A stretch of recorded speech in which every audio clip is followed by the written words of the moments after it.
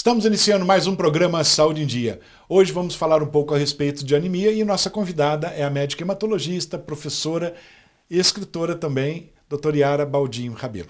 Yara, é um prazer tê-la aqui no programa conosco.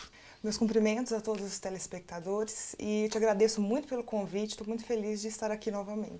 Yara, antes de falarmos da anemia, vamos falar um pouquinho do teu livro. Eu sei que você escreveu um livro, você escreveu um capítulo, né, de um livro, foi convidada. Então eu gostaria que você contasse também para os nossos telespectadores para compartilhar. Bom, eu fui convidada por um dos meus orientadores do doutorado a escrever, juntamente com ele, um capítulo num livro Atualização Terapêutica, que é um livro muito utilizado pelos estudantes de medicina e pelos médicos também já formados, pelos clínicos. E o capítulo falou sobre hipoplasias medulares, principalmente anemia aplásica, que é um tipo, né, de anemia um pouco mais grave, não tão frequente, e é um livro mais voltado para o academicismo mesmo, para as universidades. Foi publicado essa edição em 2014, vigência até 2016, e fiquei muito feliz, gosto muito de dar aula. Lógico, só temos que parabenizá-la, né, Yara? Muito obrigada. Ô, Yara, antes de falarmos de anemia também, eu sei que você é cantora. Conta um pouquinho para os nossos telespectadores, porque não basta ser só médico, a gente tem que ter um momento de descanso também, né, de cabeça, a gente tem que descansar um pouco. É verdade. Eu gosto muito de cantar, sempre gostei. Comecei cantando na igreja, na faculdade eu me distanciei um pouco, mas aí nos anos finais da graduação eu comecei a cantar novamente com um colega que tocava violão e coincidentemente conheci o meu marido no palco. Olha só, Yara. E hoje eu continuo cantando, sempre que dá a gente canta, isso é bacana, me ajuda bastante. Isso é muito bom, né? Você, pelo menos é um tempo de terapia ali para você, né? De descanso. Exatamente, são outros focos, né? Bom, Yara, então vamos falar um pouquinho de anemia, vamos explicar para os nossos telespectadores o que vem a ser anemia. Bom, anemia é, por definição, a queda do valor de hemoglobina. Hemoglobina é uma estrutura presente dentro das hemácias e que carrega oxigênio para todo o organismo. É como se a hemoglobina fosse o produto e a hemácia fosse o caminhão que o leva para todo o organismo. E a gente precisa de um determinado número, de uma determinada quantidade de hemoglobina para que o organismo todo funcione bem. Quando essa hemoglobina começa a cair de um valor de referência X, no caso 12 gramas por decilitro para a mulher e 13,5 para o homem, aí a gente tem a anemia instalada. Então, e eu sei também que existem alguns tipos de anemia, não é isso? Isso. Quais são os tipos? Nós temos vários tipos, por definição e na literatura, documentados mais de 100 tipos. Mas os mais comuns são as anemias carenciais, e nós temos dois grandes grupos, as anemias ferroprivas e as anemias megaloblásticas, por deficiência de ácido fólico ou deficiência de cobalamina, que é a vitamina B12. Certo. Tem outros tipos de anemias mais raras, como hemolítica, que aí tem outros N tipos de causas. Anemias por deficiência de produção do hormônio que é a eritropoetina, isso é muito presente nos pacientes com insuficiência renal, por exemplo. E anemia por alteração da produção dentro da fábrica, que é a medula óssea. Esses são os mais corriqueiros. São as mais corriqueiras, né, como você disse. E os sintomas da pessoa, pelo menos assim, os sintomas de uma maneira geral. Independente da causa dessa anemia, nós temos dois tipos de instalação. Aquela mais aguda, que a pessoa tem os sintomas no decorrer de dias a poucas semanas, isso tem que ser investigado mais rapidamente, e aquela instalação mais crônica ao longo de meses, às vezes anos. Os principais sintomas são cansaço intenso para realizar as atividades que a pessoa sempre realizou na vida, certo. Redução da tolerância aos exercícios, então o que ela sempre fez de atividade física ou do seu trabalho corriqueiro, ela está tendo dificuldade. Um cansaço diferente da rotina, né? Exatamente, que não é habitual. Se postergar, isso pode evoluir para falta de ar, principalmente aos exercícios, batedeira, palpitação, aquela sensação do coração acelerado, tontura, principalmente quando a pessoa muda de decúbito, se ela está sentada e levanta de uma vez, ela pode ficar tonta. Também temos alterações nos cabelos, nas unhas, aquelas fissuras do cantinho da boca, que a gente chama de queilite. Isso é muito comum nas anemias carenciais.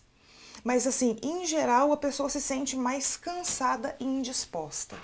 E anemia, normalmente, a pessoa às vezes não liga muito, né? Deixa, não, é só anemia. Mas a anemia é importante, pode levar a outros tipos, né, de doença, pode agravar, digamos assim, mais o quadro do paciente. Exatamente. E o mais importante não é fechar o diagnóstico de anemia, é saber o que existe por trás. O porquê. Exato. Né? Anemia não é uma doença, é sinal de que existe alguma doença, que tem que ser investigada. Tem alguma coisa que está errado, né, no organismo. Isso, exatamente. E os tratamentos são completamente diferentes, de acordo com cada causa. Por isso que a gente tem que investigar. Hoje, todos os nossos telespectadores vão aprender sobre anemia, né? E ninguém mais vai ficar com anemia, né, doutora? Exato, eu espero. Doutora, diagnóstico. Como que a gente pode chegar no diagnóstico de quem está com anemia? A primeira coisa é a pessoa se atentar para os sintomas. Quando ela se sente, então, diferente, mais cansada, indisposta, desanimada, fora do habitual, ela procura o seu médico de confiança, em geral é o clínico, o médico da família ou até mesmo o ginecologista, e ele vai solicitar, depois de uma anamnese, de uma conversa com o paciente, de um bom exame físico, o exame laboratorial que documenta realmente esta anemia, que é o hemograma. Certo. É um exame super simples, que é feito por punção venosa periférica. 1 ml de sangue a gente já tem esse valor. É um exame tão simples e que pode ajudar tanto, né, doutora? Exatamente. A partir da análise desse hemograma é que a gente tem a suspeita, e da história do paciente, claro, é que a gente tem a suspeita da causa provável da anemia. Aí a gente vai precisar de alguns outros exames adicionais. Mas para documentar realmente a anemia é o hemograma, que é super simples. E lembrando também, né, os nossos telespectadores, todos os sinais, sintomas que você acabou de dizer, às vezes, então assim, não ficar esperando, não, estou com cansaço e anemia, eu vou se medicar, vou tomar tal medicamento, não. Vamos procurar o médico, que às vezes pode não ser anemia, pode ser outro tipo de problema, né? Exato. Pode ser, às vezes, até um problema cardíaco, sei lá. Exatamente, tem tantas coisas doutora, que pode acontecer, né, doutora? E as pessoas acabam se negligenciando, a correria, semana que vem eu vejo, mês que vem eu vejo, estou trabalhando tanto. Às vezes a pessoa acha que está cansada porque está numa rotina mais intensa, né, de trabalho. Exatamente. Mas se isso fica recorrente, é importantíssimo checar. Doutora, nós vamos fazer um breve intervalo e já voltamos. Voltamos com o programa Saúde em Dia. E hoje falando um pouco a respeito de anemia com a doutora Yara. Yara, falando de anemia, então, vamos comentar com os nossos telespectadores as causas mais comuns dessas anemias. Bom, o que a gente tem de mais prevalente são as anemias carenciais, sem dúvida.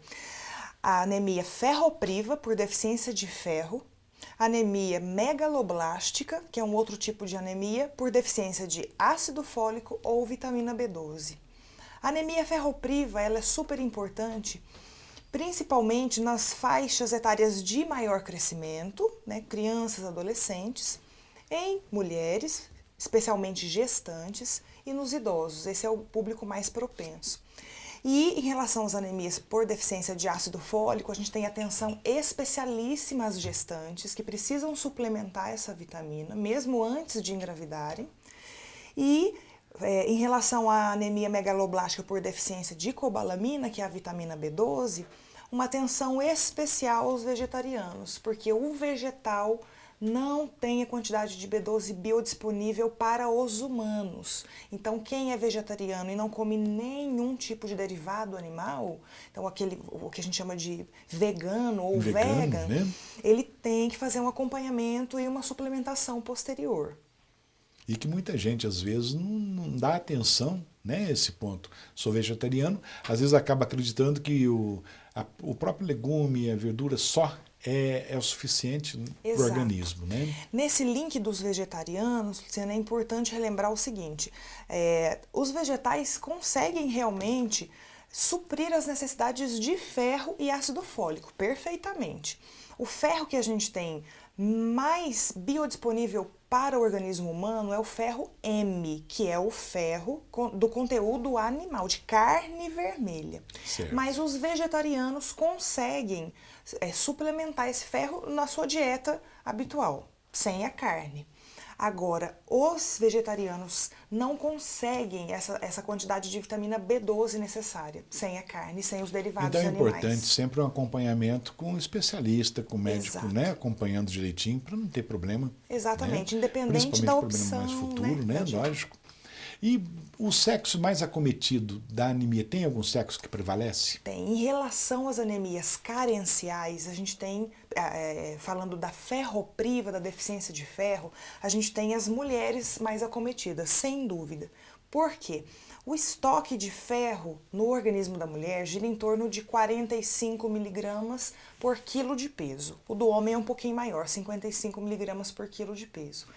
Mas a mulher perde cerca de 1 a 2 miligramas de ferro por dia de sangramento menstrual. E se isto for muito recorrente em relação aos dias da menstruação, se for um fluxo mais intenso ou que dure mais, a gente tem perdas maiores. Que acaba agravando, né? Exatamente. Então, sem dúvida, o gênero mais acometido é a mulher pela perda menstrual mensal. Doutora, uma coisa que a gente sempre ouve é errônea, né? A pessoa, tá com anemia, vamos comer bastante. Então, não é comer bastante. Vamos falar um pouquinho do tratamento, como pode ser? Isso é ótimo. Em relação à anemia ferropriva, a gente tem que investigar as principais causas de perda de ferro, de deficiência de absorção, e se nada for encontrado, aí a gente imagina que seja algum erro dietético. Nem sempre o magrinho ou o gordinho tem diferença em relação a essa incidência de anemia. Não é porque se come muito que se come direito, não é? Exatamente, às vezes come muito e tá tudo errado, né? Exatamente. Então, independente do tratamento, da causa, se existe uma perda maior, por exemplo, a menstruação, eu tenho que pedir ajuda para o meu colega da ginecologia para cessar ou reduzir esse fluxo. Se existe uma perda gástrica ou intestinal, eu tenho que saber qual é esse problema. A gente tem aí onde está vindo isso, exatamente, né? Problemas mais tranquilos de serem resolvidos, como uma gastrite, uma úlcera, como uma neoplasia, algum tipo de câncer que tem que ser visto mais precocemente. Mas independente da causa, a gente precisa suplementar esse ferro. A via de escolha é a via oral. Pouquíssimas pessoas têm indicação de receber ferro na veia.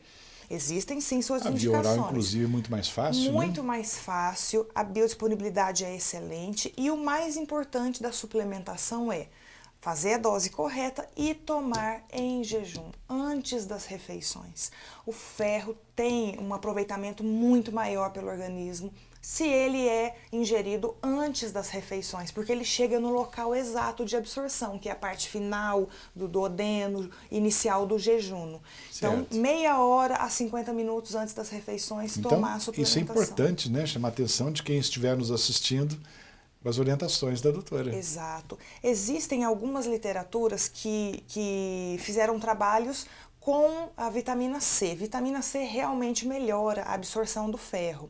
Então, se puder tomar com um suco cítrico, ótimo. Se não, a água está excelente. O importante é tomar em jejum. Pelo menos está tomando. Exatamente. Não é? Bom, nós sabemos que realmente o tratamento é importante. E se a pessoa não tratar, quais seriam as consequências que esse paciente teria? Em relação à anemia ferropriva, se o paciente não tratar, a medula óssea, que é a fábrica do sangue, ela não vai ter o ferro, que é o suplemento necessário para a produção da hemoglobina e da hemácia.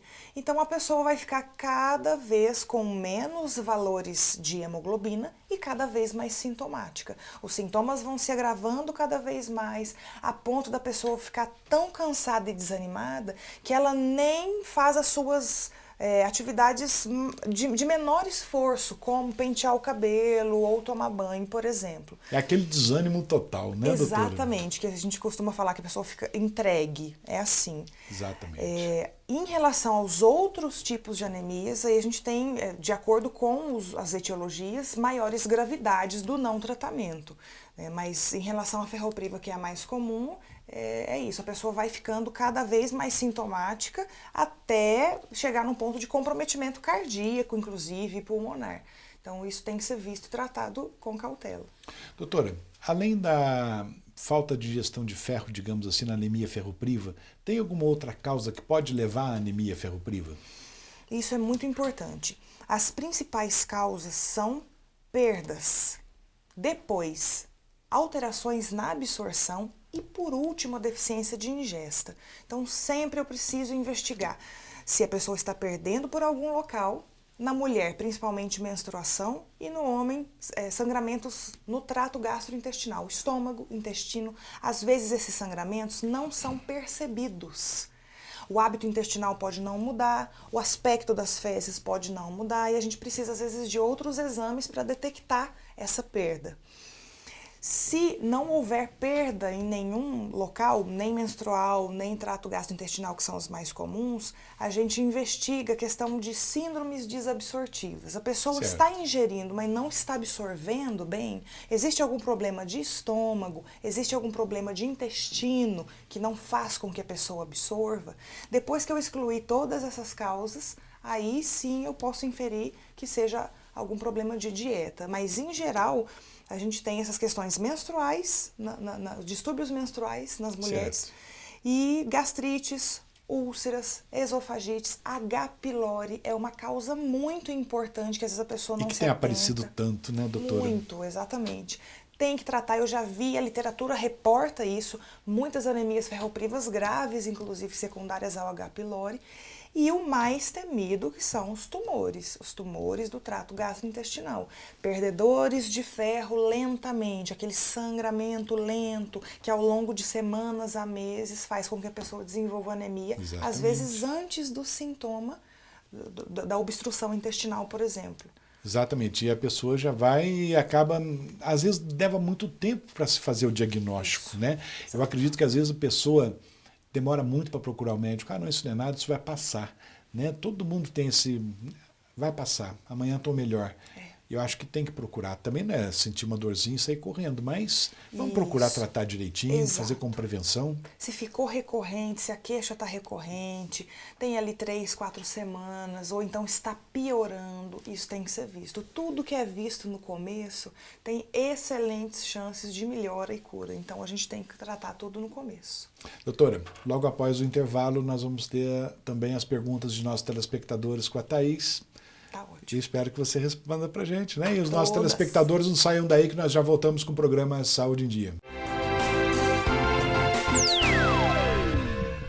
Voltamos com o programa Saúde em Dia. E neste bloco agora a Thaís com as perguntas de nossos telespectadores, que tenho certeza que deve ter muitas perguntas, né, Thaís? Doutor, é isso mesmo. E o assunto de hoje traz muitas informações importantes a respeito do tema de anemia, não é mesmo? É verdade, Thaís. E eu estou aqui já recebendo a participação dos nossos telespectadores. Aguardo também pessoal de casa que queira participar. O nosso endereço de e-mail é drluciano@programasaudeendia.com.br. Eu espero a participação de vocês e lembrando também que quem nos envia as perguntas, o sigilo, a identidade de quem nos envia é sempre mantido. Por isso participem conosco. Então sempre o sigilo é importante aí, né, Thaís? Isso.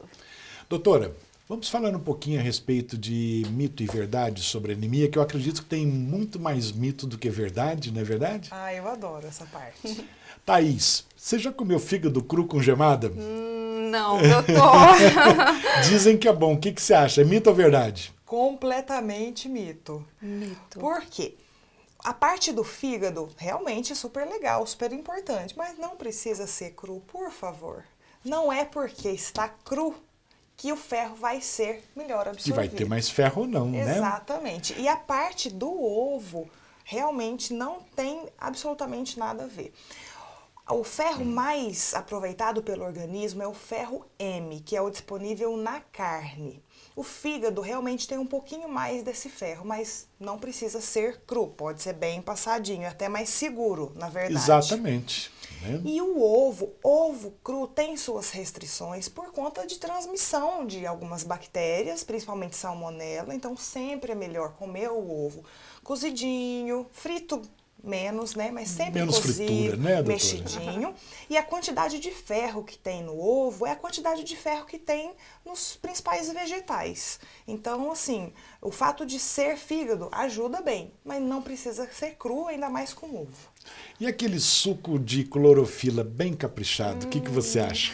As folhas verdes escuras, elas têm realmente um ótimo teor de ferro, mas ainda são inferiores à carne. A carne vermelha realmente é o alimento que mais tem ferro.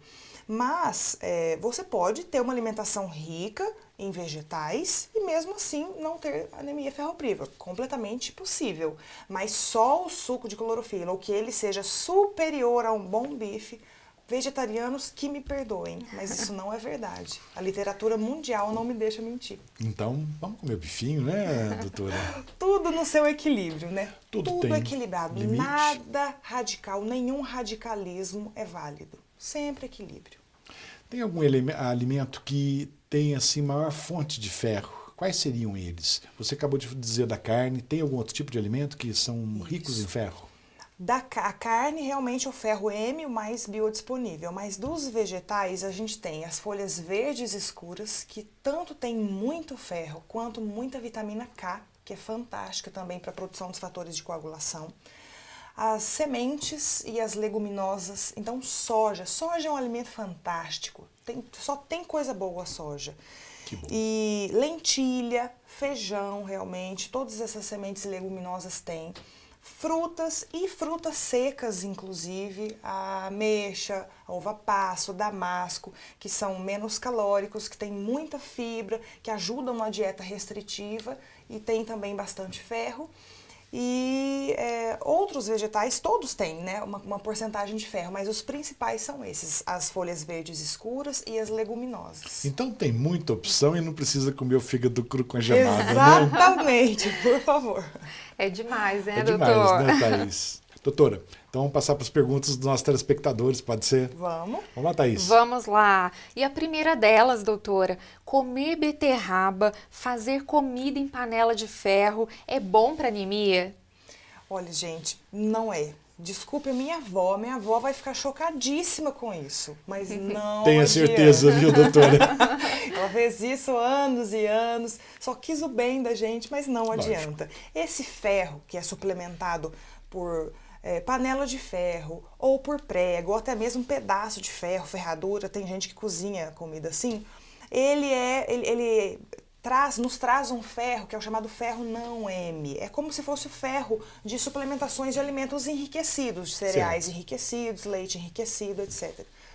Ele vai ser absorvido sim, mas é a mesma coisa de comer um prato de salada. Exatamente a mesma coisa. Na verdade, a salada vai ser até melhor absorvida, sem riscos, né? A gente estava brincando antes. Exatamente. De morder um prego. Morder né? um prego, por exemplo, no feijão, né, doutora? Exatamente. E a beterraba, ela tem um teor de ferro interessante, mas um prato bem variado, bem colorido, nos oferece uma quantidade de ferro muito mais intensa e que vai ser muito mais aproveitável para o organismo do que o ferro de um prego, por exemplo, na comida.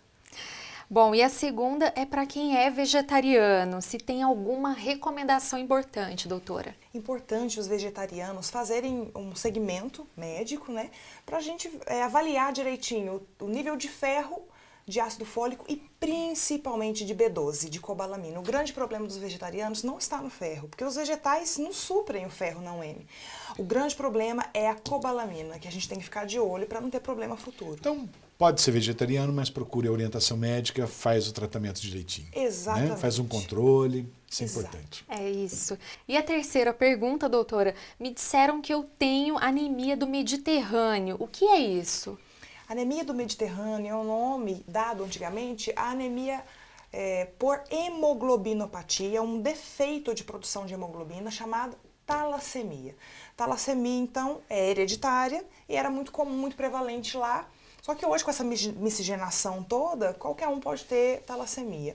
Existe um defeito na produção da hemoglobina e a pessoa tem anemia desde criança. Tem quadros mais intensos e tem quadros mais brandos. A gente descobre realmente pelo hemograma e pelos sintomas. Famoso hemograma, né, doutora? Exato. Mais uma pergunta, doutora. Como eu fico sabendo se eu estou com anemia? Atenção aos sintomas que a gente já citou e procurar o seu médico, um médico de confiança, pode ser o clínico, o hematologista, o médico da família, o ginecologista, para fazer um hemograma. Com o hemograma em mãos, o médico vai saber quais são os primeiros passos dessa investigação do porquê que a anemia se instalou. Bom, doutor, foram estas as participações de hoje e eu gostaria de convidar o pessoal de casa também para visitar a nossa página no Instagram e no Facebook, que é o Programa Saúde em Dia. Se Deus quiser. Doutora, depois dessa entrevista, tenho certeza que ninguém mais vai ter anemia. Ou pelo menos vai procurar tratar adequadamente. Exato, eu espero. Yara, antes de encerrarmos, eu queria que você, se possível, deixasse uma mensagem para os nossos telespectadores. Eu quero agradecê-lo, primeiramente, a toda a equipe. E, pessoal, vocês têm que se prevenir. Ninguém pode fazer por vocês isso, entendeu? Então, fiquem atentos aos sintomas, façam seus exames regularmente. Tudo que é descoberto no início tem tratamento e tem cura e transcorre com muito mais tranquilidade. Então, fiquem atentos e previnam-se. Isso é o mais importante. Prevenir é o mais importante de tudo, né? Exato. Doutora, muito obrigado pela presença. Thaís, muito obrigado. Chegamos então ao final de mais um programa Saúde em Dia. Fiquem com Deus e até a próxima semana.